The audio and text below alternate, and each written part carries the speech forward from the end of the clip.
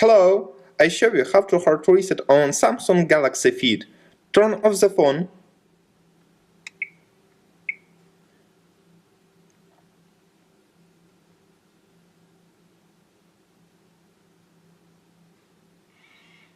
Next, press and hold the power button and home key for a few seconds.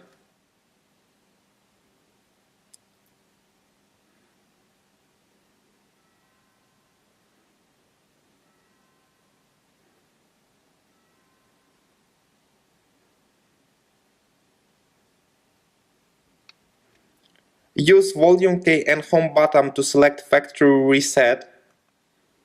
Then choose Yes. Finally, click the home button to confirm factory reset. Your device will now restart. Successfully, the hard reset is completed now. Subscribe to our YouTube channel and rate the video.